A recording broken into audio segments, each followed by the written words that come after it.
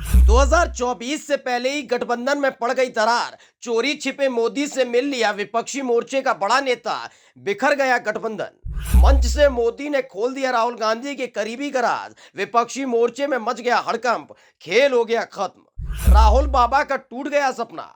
कोई न मिला अपना। बारी बारी से गठबंधन की गांठें खोलने में जुटे रहे लोग।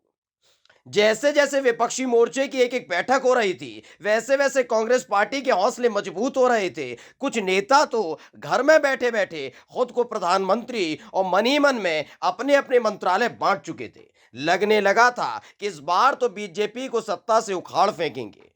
उत्तर भारत से लेकर दक्षिण भारत के नेताओं का पूरा झुंड मोदी विरोध के नारे लगा रहा था, लेकिन किसी को पता ही नहीं चला कि राहुल बाबा जिस नेता पर सबसे ज्यादा भरोसा कर रहे हैं, वही नेता उनको गच्चा देने जा रहा है, जिसका खुलासा किसी और ने नहीं बल्कि खुद मोदी ने कर दिया। बेटे के साथ दिल्ली जाकर कर ली विपक्षी मोर्चे के बड़े नेता ने मुलाकात। मोदी ने दूर से ही कर दी राम राम। 5 राज्यों में विधानसभा चुनावों का माहौल देखते हुए बीजेपी के साथ साथ विपक्षी मोर्चे का हर दल पूरी तरह से अलर्ट मोड पर है।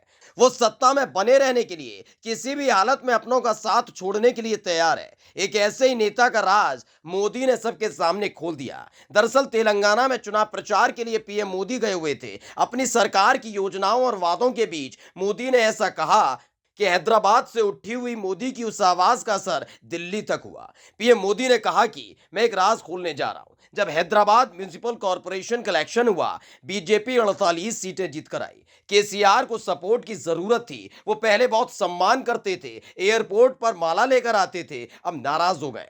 वो दिल्ली मिलने आए, शॉल उड़ाई और बहुत प्यार दिखाया। प्यार दिखाना उनके करेक्टर में ही नहीं है। इसके आगे की कहानी जो मोदी ने बताई, उसके बाद तो विपक्षी मोर्चे ने आनन फानन में एक मीटिंग बुला ली है, जिसमें बताया जा रहा है कि इस बार साफ साफ पूछ लिया जाएगा कि विपक्षी मोर्चे को आगे बढ़ाना है या यहीं बंद कर दें। दरअसल मोदी ने कहा कि केसीआर ने एनडीए में शामिल करने को कहा। मैंने कहा आपके कारनामे ऐसे हैं, मोदी आपके साथ जुड़ नहीं सकता। हम विपक्ष में बैठ सकते हैं, लेकिन तेलंगाना की जनता से दगा नहीं करेंगे। हमने एनडीए में एंट्री नहीं दी। केसीआर ने कहा था कि वो अब उम्र दराज हो गए। अब बेटा केटीआर आपके पास आए तो उसे आशीर्वाद दे दीजिए। मैंने कहा कि ये लोकतंत्र है, आप कैसे अपने बेटे को गद्दी दे सकते हैं। मंच से खड़े होकर जैसे ही मोदी ने विपक्षी मोर्चे के नेताओं के धागे खोले, वैसे ही बड़े बड़े धुरंधरों की जान हलक में टकाई।